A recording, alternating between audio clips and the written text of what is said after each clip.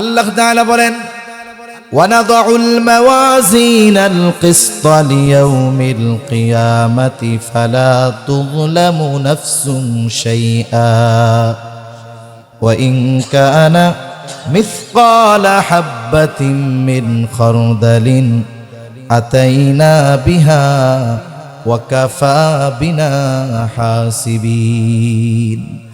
আল্লাহ তাআলা বলেন, আমি কিয়ামতের দিন ন্যায় বিচারের আদালত প্রতিষ্ঠিত করব। দুনিয়ার আদালত, দুনিয়ার বিচারালয়ে ন্যায় বিচার পাওয়া কঠিন, কিন্তু আল্লাহ তাআলা বলেন আমার আদালতে কারো উপরে অবিচার করা হবে না। ফালা তুযলামু নাফসুন শাইআ, কারো প্রতি সামান্য অবিচার করা হবে না, জুলুম করা হবে না। আল্লাহ তাআলা বলেন, ওয়া ইন কানা মিসকালা হাববাতিন মিন খরদালিন আতাইনা বিহা, কেউ যদি দুনিয়ায় সরিষা দানা পরিমাণ কোনো আমল করে থাকে, আল্লাহ তাআলা বলেন আতাইনা বিহা, ওই আমল সহকারে আমি তাকে হাজির করব। শুধু হাজির করব তা নয়, ওই আমল করনেওয়ালার হিসাবও আমি আল্লাহ গ্রহণ করব। এত মানুষের হিসাব আল্লাহ তাআলা কিভাবে নেবেন? আল্লাহ বলেন চিন্তার কারণ নাই, কাফা বিনা হাসিবিন, হিসাব নেওয়ার জন্য আমি আল্লাহই যথেষ্ট। আল্লাহ তাআলা কোরআনুল কারীমের এক জায়গায় বললেন সন্তান সম্পদ দুনিয়ার অলংকার। আবার কোরআনুল কারীমের আর এক জায়গায় এই দুইটার ব্যাপারে আল্লাহ তাআলা বলেন, ইন্নামা আমওয়ালুকুম ওয়া আওলাদুকুম ফিতনাহ। আল্লাহ তাআলা বলেন মাল সন্তান এটা হলো পরীক্ষা। যেই জিনিসটাকে আল্লাহ তাআলা অলংকার হিসাবে অভিহিত করেছেন, ওই জিনিস দুইটাকে আবার আল্লাহ তাআলা বলতেছেন পরীক্ষা। কেন? কারণ এই দুনিয়াতে যেই দম্পতির সন্তান নাই, যেই স্বামী স্ত্রীর সন্তান নাই, নিঃসন্তান, তাদের জিজ্ঞাসা করবেন, তাদের কাছে মনে হবে এই দুনিয়াটাই বৃথা। আবার যার একেবারে মাল নাই, নিঃস্ব, তাকে জিজ্ঞাসা করবেন, তার মনে হবে যে আমি এই দুনিয়াতে বেঁচে থাকাটাই বোঝা, আমার কোনো সম্পদ নাই। এই জন্য দুনিয়ায় সন্তানেরও দরকার, সম্পদেরও দরকার। আল্লাহ তাআলা অনেক সময় এই দুই নিয়ামত অনেককে দিয়ে পরীক্ষা করেন, না দিয়েও আল্লাহ তাআলা পরীক্ষা করেন। আবার আল্লাহ তাআলা দেখতে চায় সন্তান নামক নিয়ামত পেয়ে আমি আল্লাহকে ভুলে যায় কিনা। সন্তান নামক এই নিয়ামত পেয়ে আমি আল্লাহর সাথে নাফরমানি করে কিনা। সন্তানের মায়ায় সন্তানকে ভালোবাসতে গিয়ে আমি আল্লাহ তাআলার ভালোবাসা থেকে দূরে সরে যায় কিনা। সম্পদ দিয়া দেখি, মাল পেয়ে আমি আল্লাহ তাআলাকে ভুলে যায় কিনা। এই জন্য এই দুইটা যেমন আল্লাহ তাআলার পক্ষ থেকে নিয়ামত, আবার এই দুইটা জিনিস আল্লাহ তাআলার পক্ষ থেকে আমাদের জন্য পরীক্ষা। এজন্য ইসলাম এই দুইটা জিনিসের যথাযথ ব্যবহারের পদ্ধতি আমাদের শিক্ষা দিয়েছেন। এই দুই নেয়ামত যিনি পেয়েছেন, এই নেয়ামতগুলো দিয়ে দুনিয়ায় উনি কি করবেন, কি করলে এই নেয়ামত তার দুনিয়া আখিরাতের কাজে আসবে, আর কি না করলে এই দুই নেয়ামত তার জন্য পরীক্ষায় পরিণত হবে, হয়তো আখিরাতে, দুনিয়ায় আখিরাতে তার ক্ষতির কারণ হয়ে দাঁড়াবে। এজন্য এই সন্তান দামি এক নেয়ামত। আমাদের উচিত আমাদের সন্তানগুলোকে সম্পদে পরিণত করা, সম্পদ। আর পৃথিবীর অনেক মানুষ চিন্তা করে আল্লাহ তাআলা সন্তান দিছে কেন?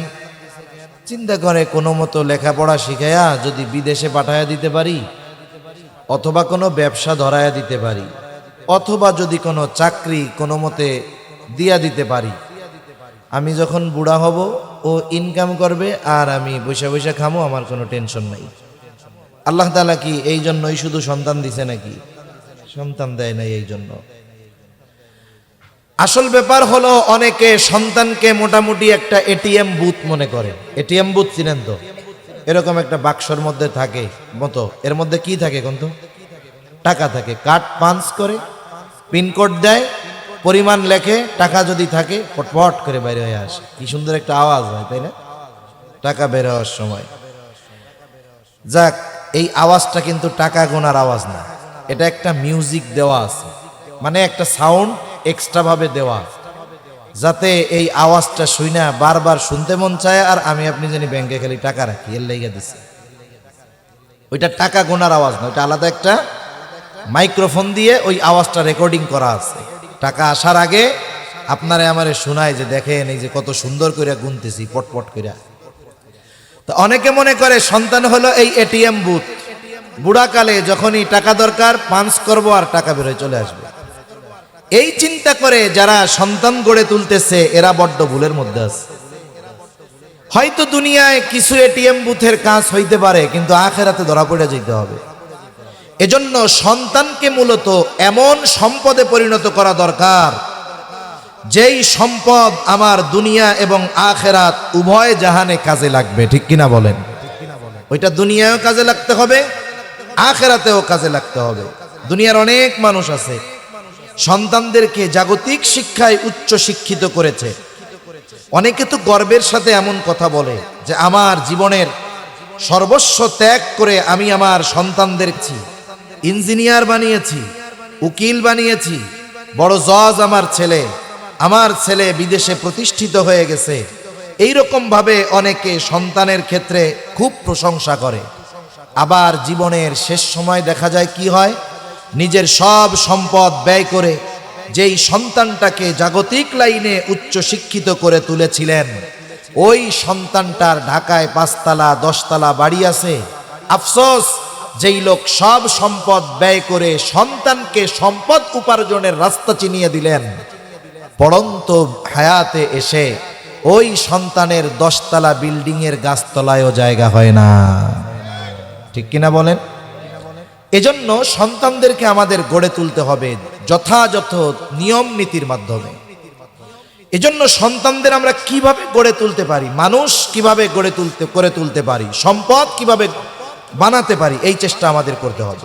মনে করেন আমি যদি আপনার সন্তানকে দিনদার, মুত্তাকি, পরহেজগার হিসাবে গড়ে তুলতে পারি, মনে করেন ওরে উচ্চ শিক্ষিত বানাতে পারলাম না, কিন্তু ও বাস্তবে মুসলিম হয়েছে, মানুষ হয়েছে, মানুষ।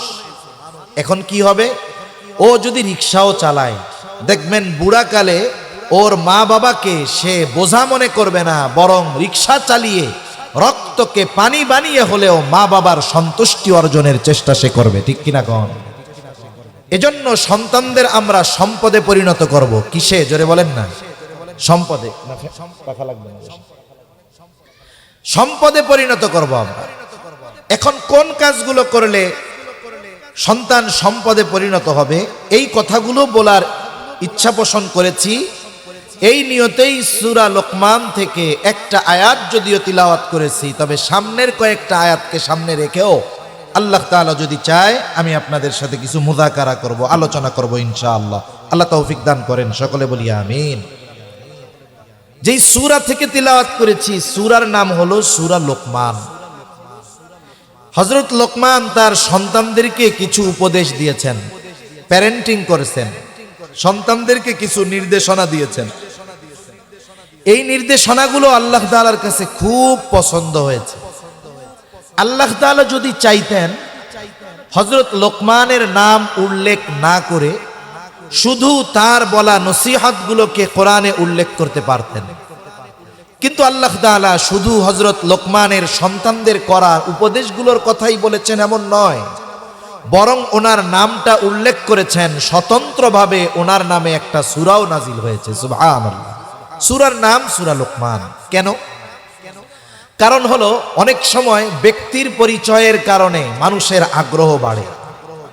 কথার কথা, মাগরিবের পরে স্বাভাবিকভাবে ছোট হুজুররাই আলোচনা করে, আমাদের দেশের নিজাম এটা।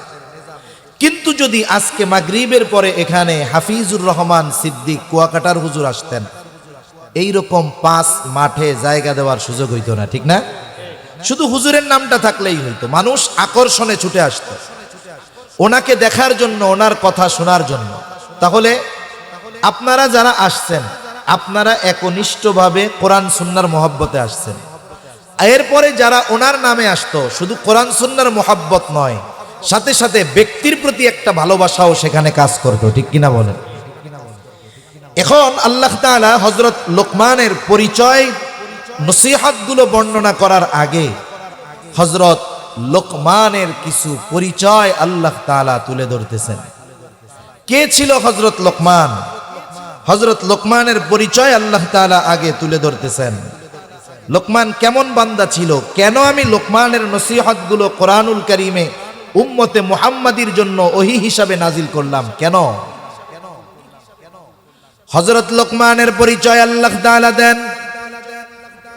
হযরত লোকমান তাফসীরের মধ্যে এসেছে যে তিনি নবী ছিলেন না, তবে একজন প্রজ্ঞাবান ব্যক্তি ছিলেন।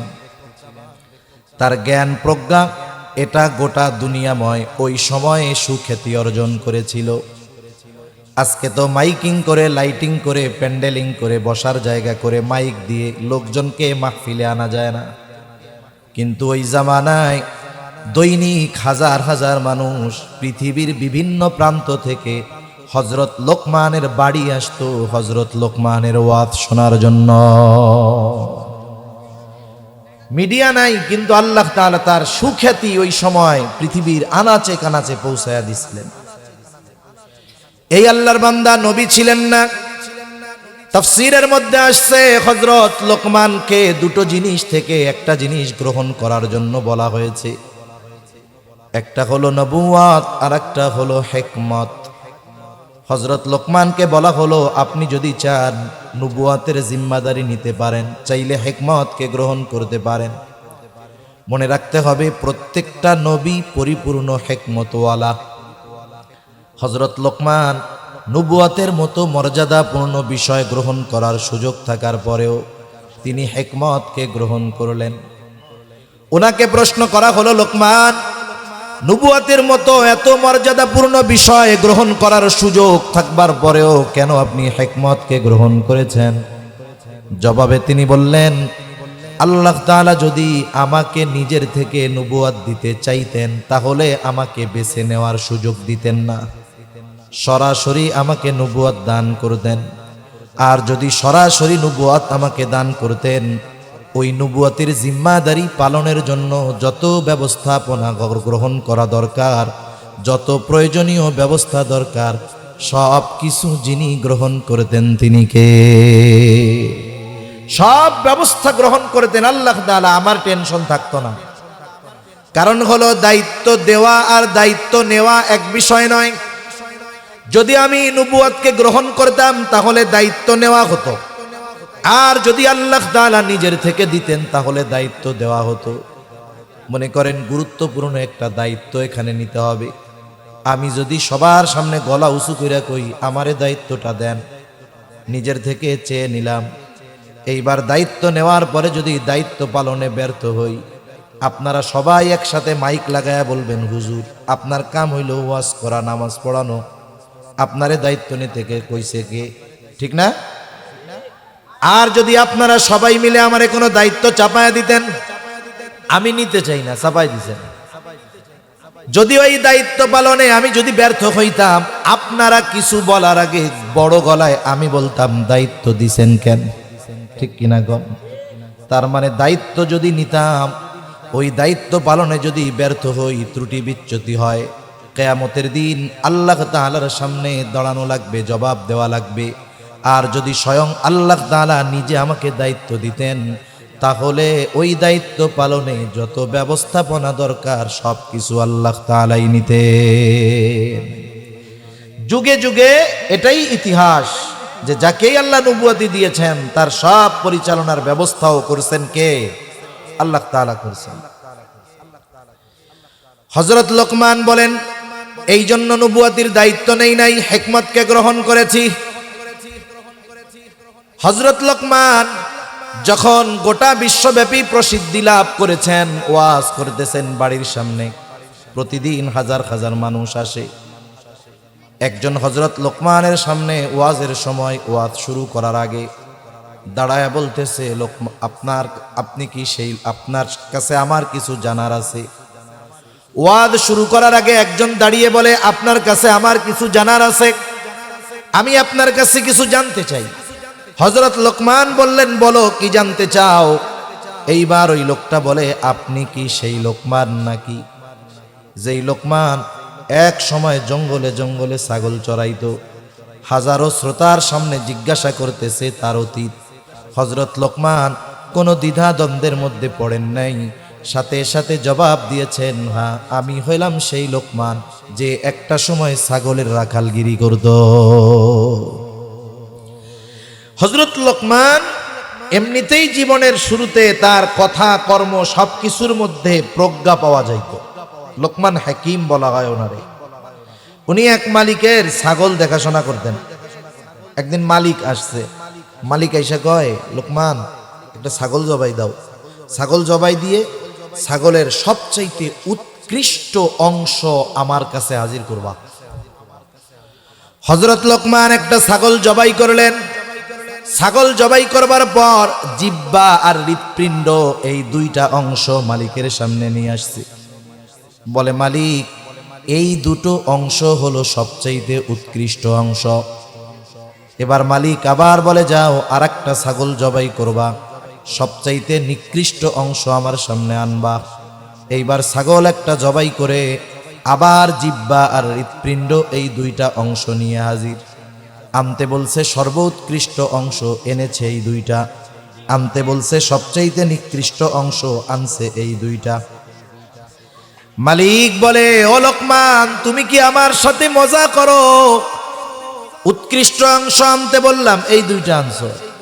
নিকৃষ্ট অংশ আনতে বললাম, এই দুইটাই আনছো। এইবার মালিকের কথার জবাবে হযরত লোকমান বলে, মালিক যার এই দুইটা ভালো হয়ে যায় সে সবচাইতে উৎকৃষ্ট হয়ে যায়, আর যার এই দুইটা খারাপ হয়ে যায় সে সবচাইতে নিকৃষ্ট হয়ে যায়। অন্তর আর জবান যার ভালো, ও দেখতে কালো হলেও ভালো। অন্তর আর জবান যার খারাপ, ও দেখতে যত সুন্দর হোক আসলে ওইটা খারাপ। ঠিক কিনা বলেন?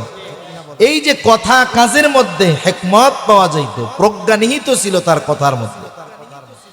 এখন ওই ব্যক্তি দাঁড়িয়ে জিজ্ঞাসা করে, সেই লোকমান? বলে, হ্যাঁ আমি সেই লোকমান। এত সম্মান মর্যাদার অধিকারী তুমি কেমনে হলে? হযরত লোকমান কয়েকটা বিষয়ের কথা বলেছে। এর মধ্যে একটা হইল, আমি সব সময় সত্য কথা বলেছি, অহেতুক কথাবার্তা বলি নাই, অহেতুক মজলিসে সময় কাটাই নাই। এই ধরনের কয়েকটা বিষয় উল্লেখ করে হযরত লোকমান বলেন, শুধুমাত্র এই সমস্ত কারণেই হয়তো আল্লাহ তাআলা আমাকে এমন মর্যাদা প্রদান করেছে। মর্যাদা কত যে হযরত লোকমানের প্রশংসা আল্লাহ তাআলা কোরআনে করছে। সুবহানাল্লাহ বলেন। আমাদের সমাজে কিছু মানুষ আছে, দেখা যাবে 10 বছর আগে কিছুই ছিল না, পায়ে দেওয়ার জুতাও ছিল না, 10 বছর পরে অনেক টাকার মালিক। আছে না এরকম অনেক মানুষ? আছে। এখন মনে করেন যখন টাকা পয়সার মালিক হয়ে যায়, অনেক মানুষ অতীতকে ভুলে যায়।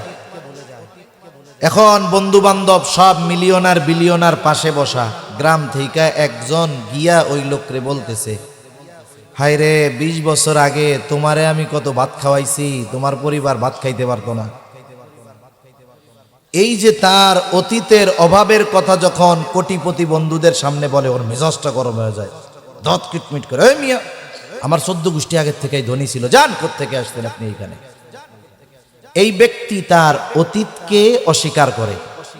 মনে রাখতে হবে, অতীতের কষ্ট এগুলো যারা অস্বীকার করে আসলে এরা নাশকরগুজার। ঠিক কিনা বলেন? আবার কত মানুষ আছে, আপনি যখন তার অতীতের কষ্টের কথা স্মরণ করায় দিবেন, মানুষের সামনে হোক, যে আপনার 10 বছর আগে আপনি খাইতে পারতেন না, তখন সে আল্লাহর কৃতজ্ঞতা প্রকাশ করে বলবে, আলহামদুলিল্লাহ এক সময় আমি খাইতে পারতাম না, আলহামদুলিল্লাহ আল্লাহ আমার উসিলায় এখন হাজার হাজার পরিবারে খাওয়ায়, আলহামদুলিল্লাহ। এই লোক তার অতীতকে অস্বীকার করে না, অতীতের কথা কেউ স্মরণ করিয়ে দিলে অহংকার করে না। এই ধরনের মানুষ আসলেও শুকরগুজার মানুষ। ঠিক কিনা বলেন? এজন্য আল্লাহ তাআলার কাছে শুকরগুজার বান্দা খুব প্রিয়।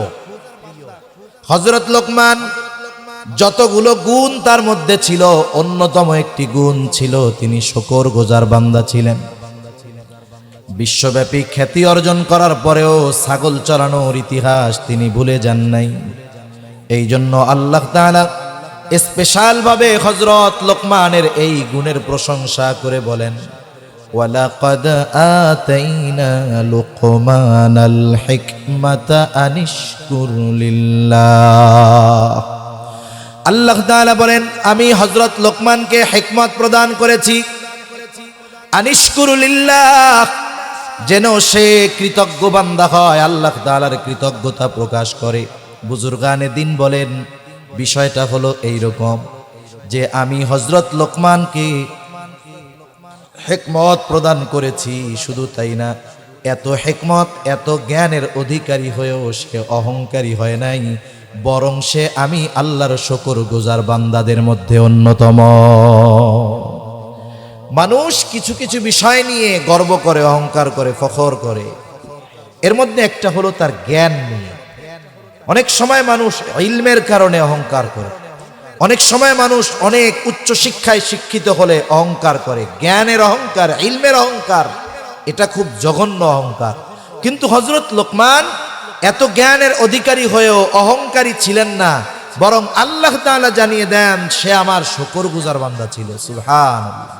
এখন আমরাও দুনিয়াতে অনেক নেয়ামত ভোগ করি, আমরা যদি আল্লাহ তাআলার শুকরগুজার বান্দা হই, কৃতজ্ঞতা প্রকাশ করি, তাহলে আমাদের লাভ নাই, লাভ হইল আল্লাহ তাআলার, নাকি?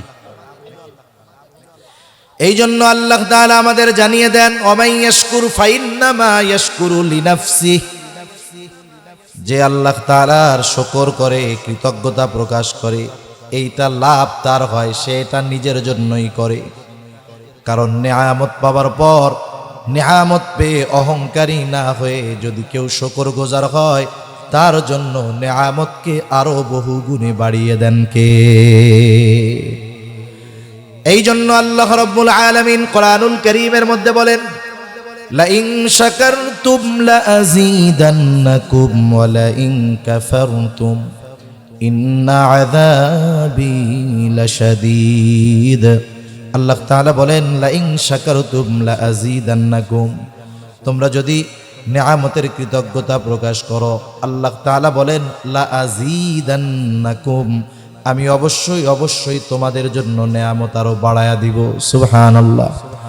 আবার যদি তোমরা নেয়ামতের নাশুকরি করো, বুজুর্গানে দিন বলেন, যখন কোন বান্দা কোন নেয়ামত পাবার পর নেয়ামতের নাশুকরি করে, আল্লাহ তাআলা এই দুনিয়াতে তার ওই নেয়ামতকে ছিনায় নেয়। তাহলে নাশুকরগুজার যারা, দুনিয়ায় প্রথম শাস্তি হইল আল্লাহ তাআলা নেয়ামত ছিনায় নেয়, সাথে সাথে পরকালে কি আছে আল্লাহ তাআলা বলেন, ওয়ালা ইন কাফারতুম ইন্না আযাবী লাশাদীদ। আর যারা কুফরি করে, আর যারা নাশকরি করে, আল্লাহ তাআলা জানিয়ে দেন যে আমার আযাব বড় কঠিন। তার মানে নাশকরগুজার যারা, তাদের জন্য আল্লাহ তাআলা শাস্তি প্রস্তুত করে রেখেছে। এজন্য আমরা শুকরগুজার বান্দা হব। কি বান্দা হব জোরে বলেন? আমরা শুকরগুজার বান্দা হব, যে অবস্থায় থাকি আলহামদুলিল্লাহ, সব সময় যে অবস্থায় থাকি কি বলবো? আলহামদুলিল্লাহ। তাহলে কি হবে? আল্লাহ তাআলা আরো খুশি হবে। তাহলে যে কথার থেকে গেলাম, যে হযরত লোকমানের অন্যতম পরিচয় আল্লাহ তাআলা দিলেন। পরিচয়টা কি? মূল পরিচয় হলো আল্লাহ তাআলা জানিয়ে দিলেন যে এ লোকমান সাধারণ কোনো বান্দা নয়, সে আমার শুকরগুজার একজন বান্দা। আর সাথে সাথে এটা জানায় দিয়েছেন যে তোমরা যদি কৃতজ্ঞতা প্রকাশ করো, লাভ তোমাদের। আর যদি কৃতজ্ঞতা প্রকাশ না করো, কুফরি করো, নাশকরি করো, আমি আল্লাহর কোনো ক্ষতি নাই। আমি তোমার কৃতজ্ঞতার মুখাপেক্ষী নয়, এমনটা নয় যে আমরা যদি আলহামদুলিল্লাহ না বলি, আল্লাহ তাআলার কৃতজ্ঞতা প্রকাশ না করি, তার প্রশংসা না করি, আল্লাহ তাআলার ক্ষমতা কমে যাবে, এমনটা নয়। বরং আল্লাহ রাব্বুল আলামিন হলেন অমুখাপেক্ষী এক মহান সত্তা। ঠিক কিনা বলেন? সেজন্য আল্লাহ পরিচয় করায় দিলেন যে লোকমানরে চিনা রাখো, সে আমার শুকরগুজার বান্দা। এই শুকরগুজার বান্দা লোকমান তার সন্তানদেরকে নসিহত করতেছেন, উপদেশ দিচ্ছেন। কত সুন্দরভাবে তিনি সন্তানদের উপদেশ দিয়েছেন। উপদেশ দেওয়ারও কিছু পদ্ধতি এবং সময় আছে। আমরাও আমাদের সন্তানদের, ছোটদের, ছোট ভাইদের উপদেশ দেই, নসিহত করি, করি কি করি না? যাদের সন্তান আছে তারা করেন না? ছোট ভাই আছে, নসিহত করি না আমরা? করি। কিন্তু আমাদের অভিভাবক যারা, এদের নসিহতের ভাষা নসিহতের মতো না। নসিহা যেটা, সেটা ভিন্ন জিনিস। নসিহা শুধু জবানের শক্ত কথার দ্বারা করতে হয় না, হৃদয় থেকে কথা এনে খুব সতর্কতার সাথে ওই কথাকে হৃদয় পর্যন্ত পৌঁছায়া দিতে হয়। কিন্তু আমাদের নসিহতের ভাষা নরম না, কঠোর, কঠিন। আর বলে কোন সময়? মনে করেন ছেলেটা উল্টাপাল্টা বন্ধুদের সাথে মিলতেছে, এখন তারে একটু নসিহত করার দরকার, উপদেশ দেওয়া দরকার। দেয় কোন সময়? এখন ছেলে আর বাপ তো মুখোমুখি হয় না সহজে। এখন ছেলেটা বাসায় আসছে, বাপ পাশের রুমে বসা, ছেলের ওই কাতলা মাছের মাথা খুব পছন্দ, মাছ রান্না করছে মা, মা এবার খাবার ঘরে বইসা মাথা তুইলা দিচ্ছে আর বলতেছে আব্বা খাও খাও। ওই পাশ দিয়া বাপ শুনছে যে ছেলেটা ওই অপরাধ করে বেড়ায়, একটু রাগ আছে, আর মা আদর কইরা খাওয়াইতেছে। এবার ওই পাশ থেকে বলে খাও খাও, বাপের হোটেলে খাইতেছো তো খাও, কতদিন খাইবা, খায়ালাও খায়ালাও। বাপের তো কোনো মূল্য নাই, শুধুমাত্র ওই পোলাপানগুলোকে আড্ডা দিয়া জীবন শেষ করে দাও, বাপ মরলে বুঝবা মজা করে কয়।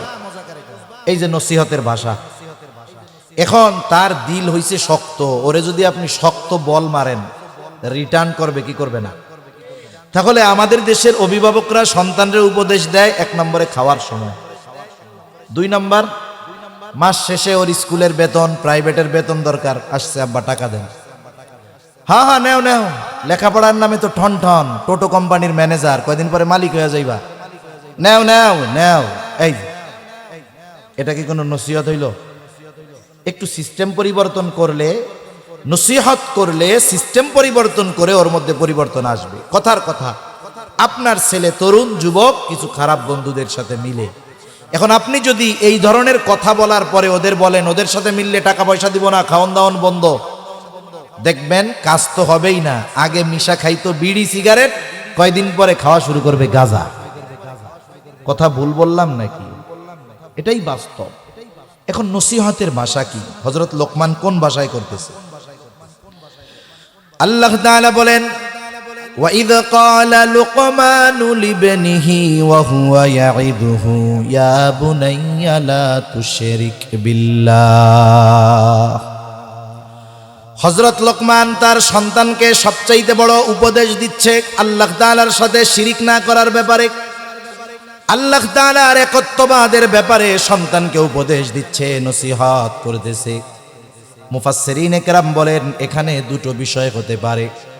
এক নাম্বার, যদি হযরত লোকমানের সন্তানেরা বেঈমান হয়ে থাকে তাহলে উপদেশ দিচ্ছে ঈমান আনার জন্য, আর যদি ঈমানদার হয়ে থাকে তাহলে উপদেশ দিচ্ছে শিরিক থেকে বেঁচে থাকার জন্য, তাওহীদের শিক্ষা তাদের দেওয়া হচ্ছে। মূল কথা, সন্তানকে হযরত লোকমান ঈমানের ব্যাপারে নসিহত করতেছে। হযরত লোকমান নসিহতের ভাষাটা কত সুন্দর!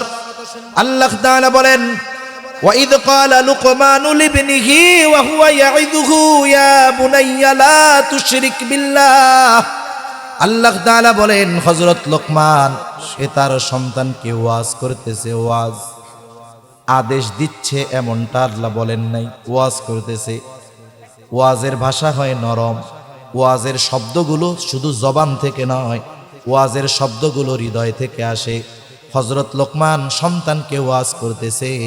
আমি আপনি যদি আমার আপনার সন্তানকে ওয়াজ করতে চাই, কেমনে করব? সন্তানকে মা খানা খাইতে দিছে, আপনি পাশের টেবিলে বইসা আপনি নিজে গিয়া মাথাটা উঠায়া দেন। ও চিন্তা করবে কি রে, সূর্য কোন দিক দিয়া উঠলো, আমার লগে কথাই কয় না, এখন আমারে মাথায় তুইলে, মাথা পাতে তুইলা দিতেছে, কাহিনী মনে হয় অন্যরকম কিছু হবে। এইবার খাওয়া দাবার করতেছে সে, এবার আপনি তাকে একটু মিষ্টি ভাষায় বলেন, বাবা খাওয়ার পরে কি তোমার একটু সময় হবে, তোমার সাথে আমার একটু কথা বলার দরকার ছিল। ও বলবে কি রে, অবস্থা তো উল্টাপাল্টা। ওই ছেলে কি বলবে যে না আব্বা, বন্ধুরা মোটরসাইকেল নিয়ে আমার লাইগা ওয়েট করতেছে, খাওয়া দাওয়ার পরে টাইম নাই। বন্ধুরা বৈশা থাকলেও বাবার এই আচরণে সে বলবে অবশ্যই সময় আছে। এইবার আপনি ড্রয়িং রুমে বসেন, আপনার বেডরুমে তারে নিয়ে বসেন, আপনার ওয়াইফকে অথবা তার মাকে আপনি বলেন যে আমারে 2 বাপ বেটারে 2 কাপ চা দাও। এবার দুইজনে 2 কাপ চা খান। এবার তার সাথে আপনি ফ্রি হন, কেমনে? তার অতীতের মনে না থাকা বা অজানা কথাগুলো তাকে আপনি স্মরণ করায় দেন। আপনি তাকে একটু হৃদয় থেকে বলেন, বাবা তুমি তো আমার সেই সন্তান, তুমি যখন এই পৃথিবীতে আসো নাই তখন তোমাকে আমরা আল্লাহ তাআলার কাছে বারবার কামনা করেছি। আল্লাহ তাআলা তোমাকে যখন মাতৃগর্ভে দিলেন, আমরা দিনক্ষণ গণনা শুরু করলাম কখন তোমার এই মিষ্টি চেহারাটা দেখব। এইবার তুমি দুনিয়ায় আসলা, আমাদের আনন্দ কত তোমাকে বোঝাতে পারবো না। পৃথিবীর সবচাইতে আনন্দিত ব্যক্তি ওই দিন আমি ছিলাম আর তোমার মা ছিল। তোমাকে ঘিরে ছিল আমাদের স্বপ্ন, সব আশা। সন্তান, আমি চাই তুমি একজন আদর্শ মানুষে পরিণত হও। একটা সময় তুমি নিজ হাতে খাইতে পারতা না, আমরা তোমারে খাওয়ায়া দিতাম। প্রস্রাব পায়খানা করতে পারতা না, আমরা করায়া দিতাম, পরিষ্কার করে দিতাম। আজকে তুমি বড় হয়েছ, কিন্তু তোমার ব্যাপারে আমাদের আশা স্বপ্নগুলো ধ্বংস হয়ে যায় নাই। আমরা চাই তুমি একজন নেককার ক্ষুধাভীরু ভালো মানুষে পরিণত হও। তবে তুমি যাদের সাথে মিশতেছো, যাদের সঙ্গ গ্রহণ করতেছো, সন্তান আমার তো বড় ভয় হয়, হয়তো আমাদের আশাগুলো নিমেষেই ধূলিসাৎ হয়ে যাবে। এখন কোন আপনি এইভাবে যদি 5টা মিনিট তার জন্য ব্যয় করেন, বলেন তো কাজ হবে না? হবে না? আর যদি দমক দিয়ে এখন দেখবেন যে ওই যে উল্টা অ্যাকশন রিয়াকশন কাজ করবে। নসিহতের ভাষা এরকম হইতে হয়।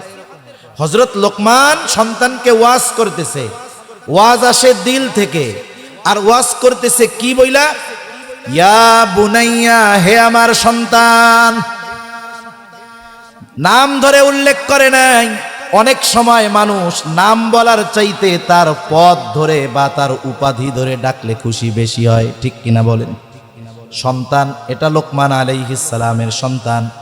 উনি বলেন নাই যে নাম ধরে, বলছে ও আমার সন্তান। হযরত লোকমান হৃদয় থেকে ডাক দিয়ে বলতেছে, ও আমার বৎস, আমার সন্তান, ও আমার কলিজার টুকরা সন্তান, লা তুশরিক বিল্লাহ, আল্লাহ তাআলার সাথে তুমি শিরিক কইরো না। ঈমানের শিক্ষা দিচ্ছে হযরত লোকমান তার সন্তানকে। কেন শিরিক করবা না? ইন্নাশ শিরকা লাযুলমুন আযীম, শিরক হলো মহা জুলুম, মহা অন্যায়। আর আল্লাহ তাআলাও জানায় দেন, একটা মানুষ নামাজ পড়তে পারে নাই, রোজা রাখতে পারে নাই, হজ করতে পারে নাই, যাকাত দিতে পারে নাই, আল্লাহর হক নষ্ট করেছে, কিন্তু সে শিরিক করে নাই। আল্লাহ তাআলা যদি চায় তার সব গুনাহগুলো মাফ করে তাকে জান্নাত দিয়ে দিতে পারেন কি পারেন না? কিন্তু যদি কেউ শিরিক করে, তাওবা না করে, আল্লাহ তাআলা বলেন, ইন্নাল্লাহা লা ইয়াগফিরু আন ইউশরাকা বিহি ওয়া ইয়াগফিরু মা দুনা যালিকা লিমান ইয়াশা। শিরিক ব্যতীত অন্যান্য যত অন্যায় আছে আল্লাহ তাআলা চাইলে মাফ করে দিবেন, কিন্তু শিরিক করলে আল্লাহ মাফ করবেন না। শিরককে আল্লাহ তাআলা বলেছেন শুধু জুলুম নয়, মহা জুলুম।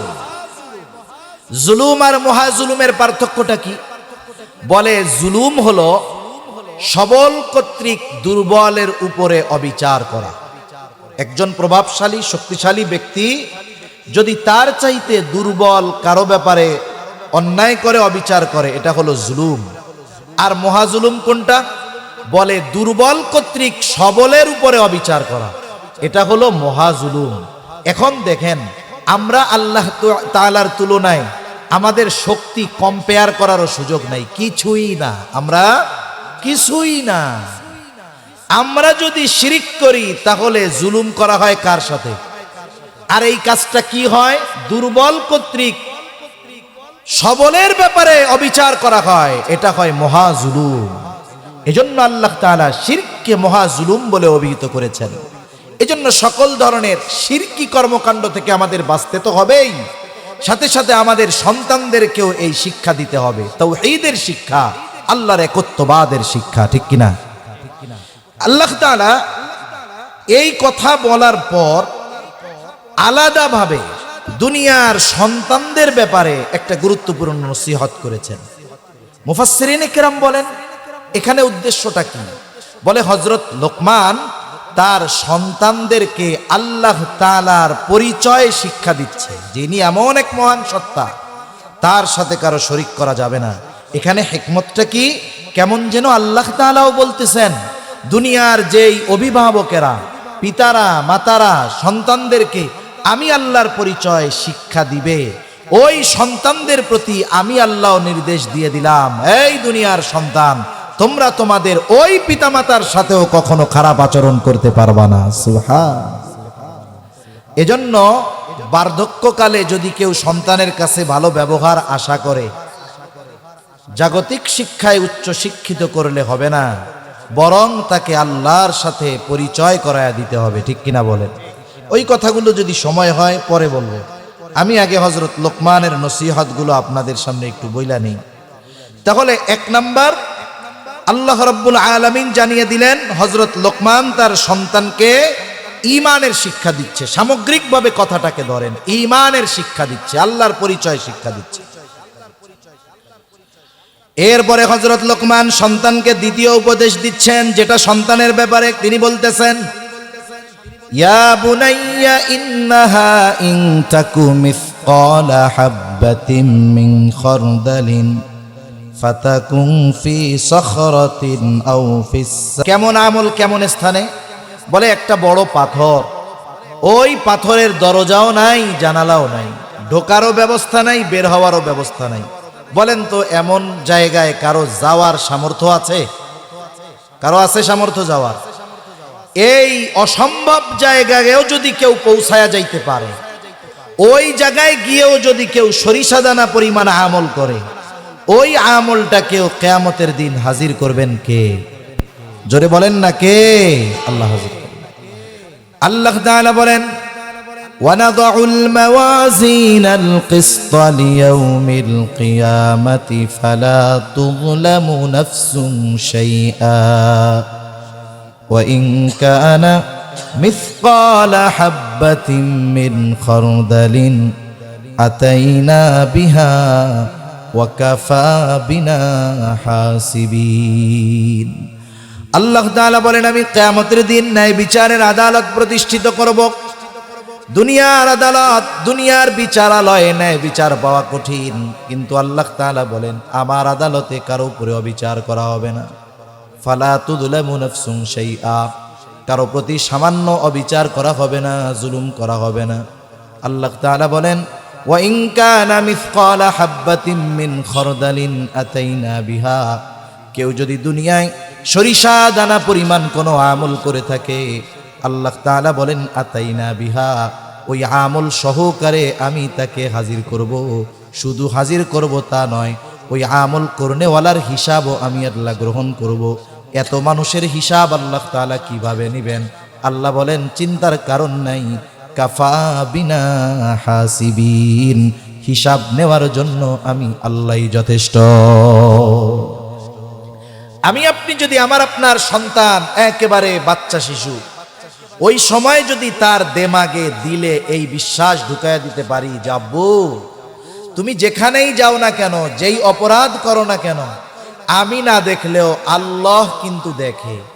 হয়তো তুমি আমাকে ফাঁকি দিতে পারবা, ওই অপরাধের শাস্তি হয়তো আমি তোমারে দিতে পারবো না, কিন্তু আল্লাহ দেখেন, দুনিয়ায় না দিলেও ওই অপরাধের শাস্তি কিন্তু আল্লাহ দুনিয়ায় তোমারে দিবে, আখিরাতে তোমাকে দিবে।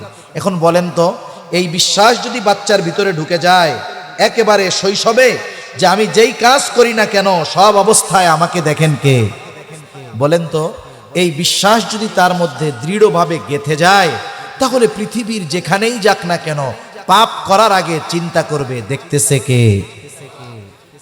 আল্লাহ তাআলা কেন দেখে? বলে ইন্নাল্লাহা লাতীফুন খাবীর, তিনি সব খবর রাখেন, তিনি সূক্ষ্মদর্শী, সূক্ষ্ম থেকে সূক্ষ্মাতীত খবর তার জানা আছে। এই জন্য পৃথিবীর কোনো কর্ম তার থেকে লুকানোর কোনো সুযোগ নাই, এমন ক্ষমতাধর মালিক। এই বিশ্বাস যখন বাচ্চার ভেতরে ঢুকে যাবে, আশা করা যায় তার দ্বারা পাপাচার অনাচার হবে না, বরং সে আল্লাহ তাআলার প্রতি এই বিশ্বাস নিয়েই সে বড় হয়ে উঠবে। 3 নম্বর বিষয়,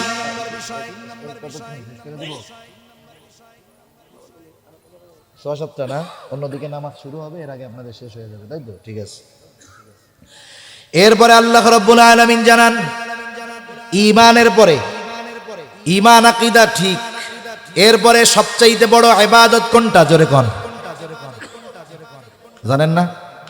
জোরে বলেন না কি? নামাজ। ঈমান আকীদার শিক্ষা দেওয়ার পরে সন্তানকে এবার ইবাদতের শিক্ষা দিচ্ছেন হযরত লোকমান।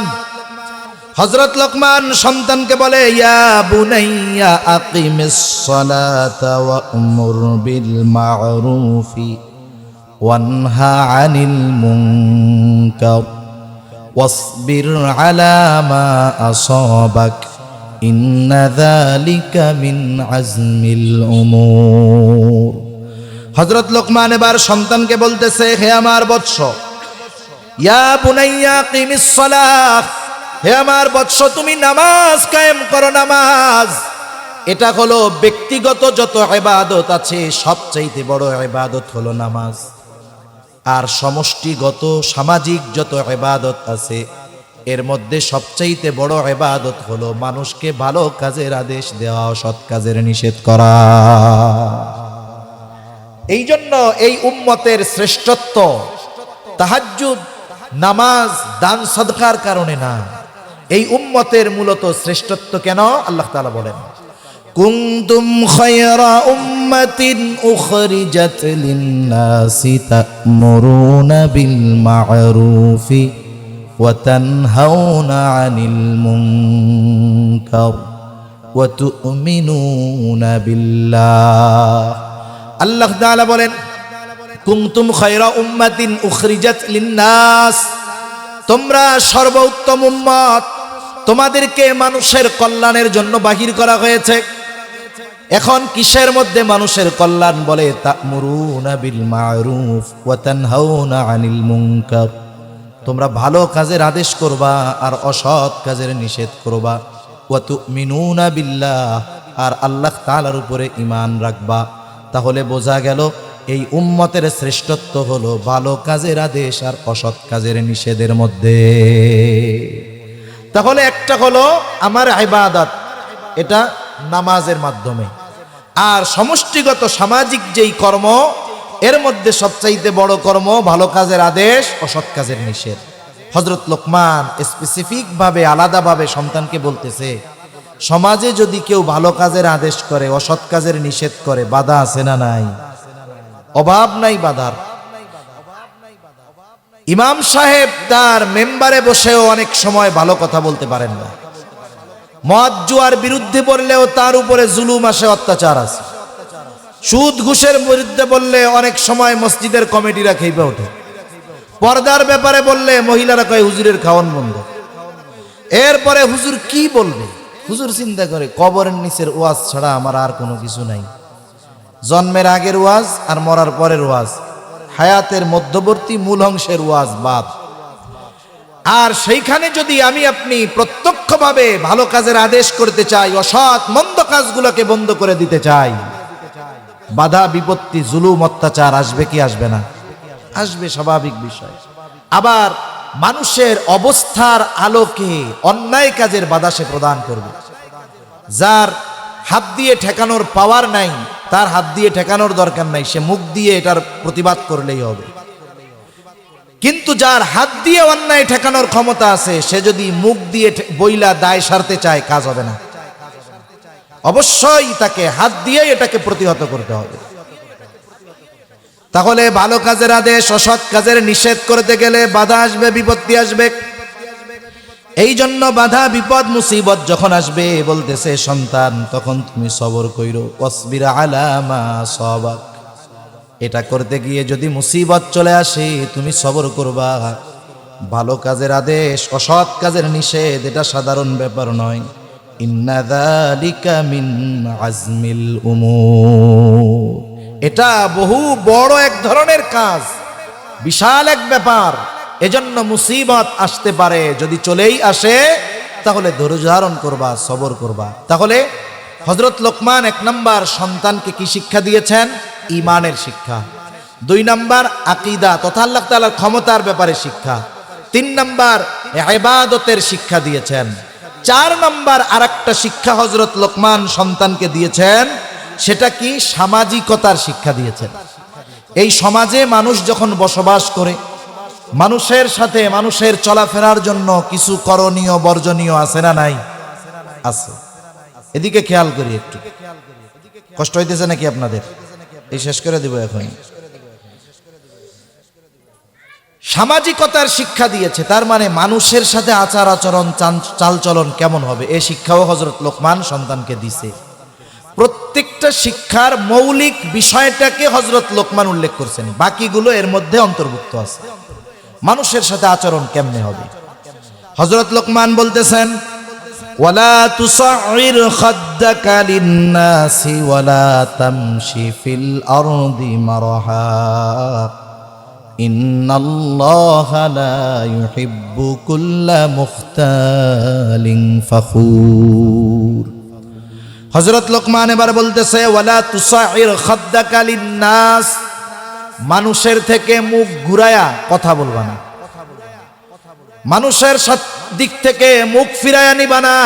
তার মানে কি, অনেক সময় দেখবেন আমার কাছে একজন শিল্পপতি আসছে কথা বলার জন্য, কোটি কোটি টাকার মালিক, আমি নিজে সুন্দর মতো তার কাছে গিয়া কানটারে মুখের কাছে লাগাইয়া দিয়া কই, ভাই যত মন চায় কন।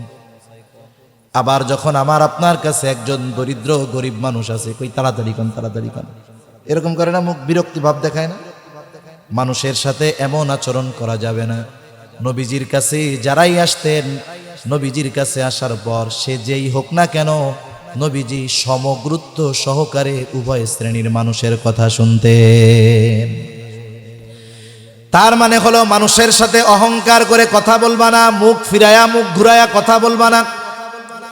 আবার হযরত লোকমান বলতেছেন, ওয়ালা তামশি ফিল আরদি মারহা, জমিনের ভিতরে দম্ভ ভরে তুমি চলাচল করবা না, চলার মধ্যে বিনয় থাকতে হবে।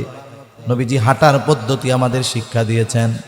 অনেক মানুষ আছে দেখবেন তার চলাচলের মধ্যেই অহংকার অহংকার একটা ভাব, সব জায়গায় দম্ভ ভরে দর্প ভরে চলতে হয় না। অনেক সময় হাঁটার মাধ্যমে অহংকারের বহির প্রকাশ ঘটে।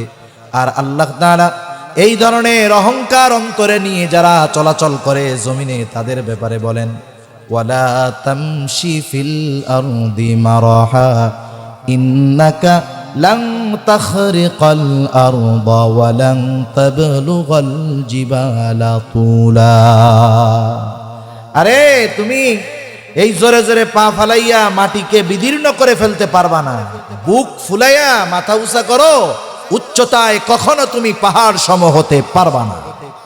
এজন্য চলার মধ্যেও বিনয় থাকতে হবে। এই শিক্ষা আমরা আমাদের সন্তানদের দিব।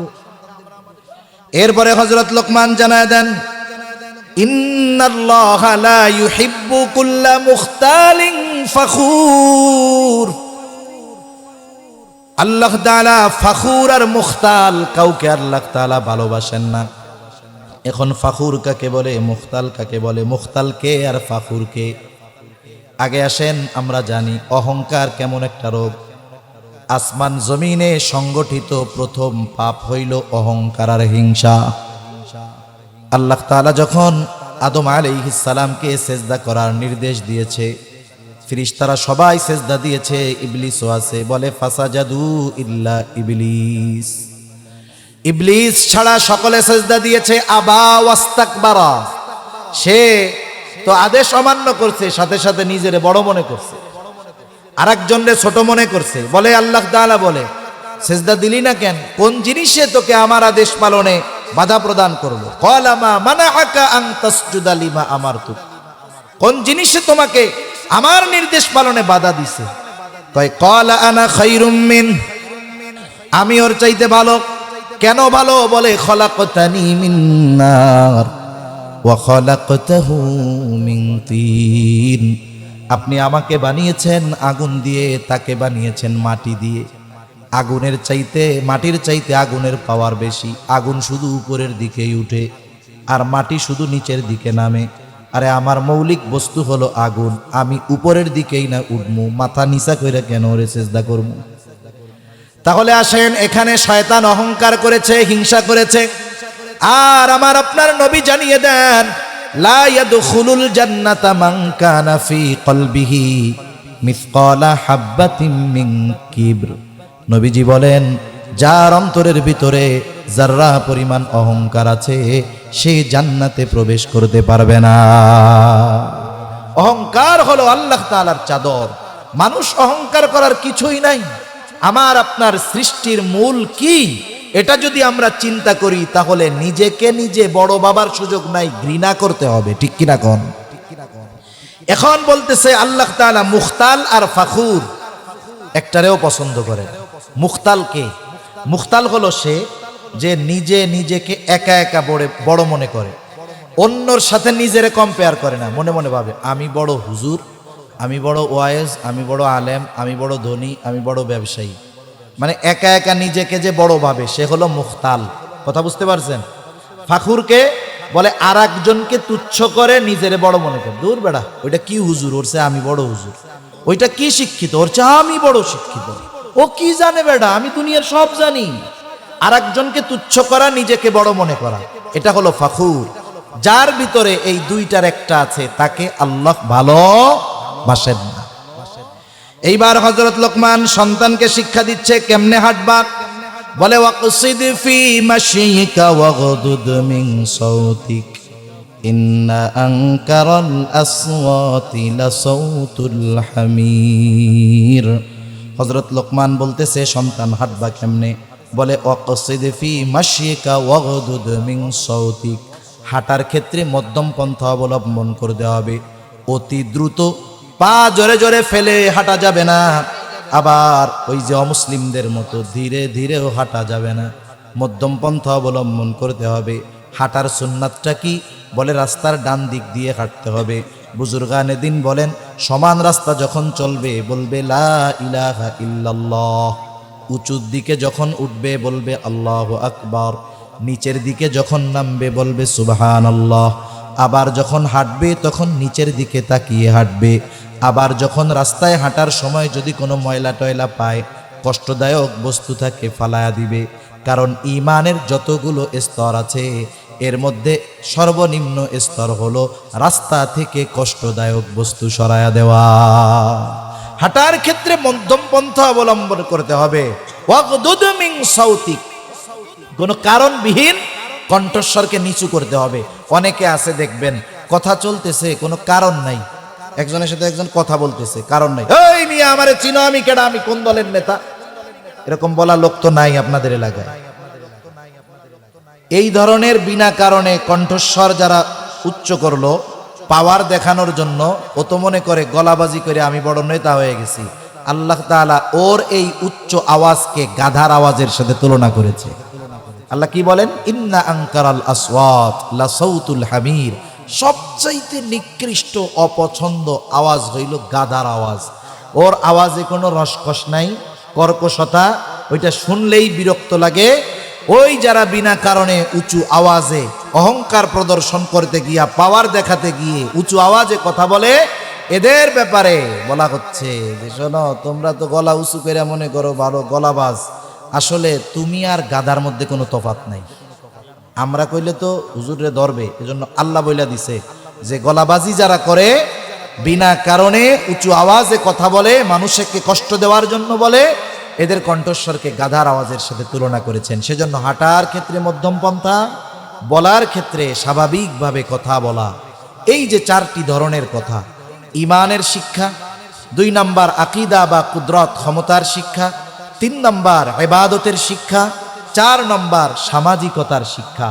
এই শিক্ষাগুলোর আলোকে যদি আমরা আমাদের সন্তানদের গড়ে তুলি, সন্তান এটিএম বুথ হবে না, বরং প্রকৃত মানুষ হবে, দিনদার হবে, দুনিয়া আখেরাতে কল্যাণকর হবে, দুনিয়ার অলংকার হিসাবে পরিগণিত হবে, আখেরাত এবং দুনিয়ায় পিতা মাতার সম্মানের কারণ হবে। আল্লাহ সুবহানাহু ওয়া তাআলা আমাদের সবাইকে কথাগুলো বুঝবার তৌফিক দান করেন, আমিন।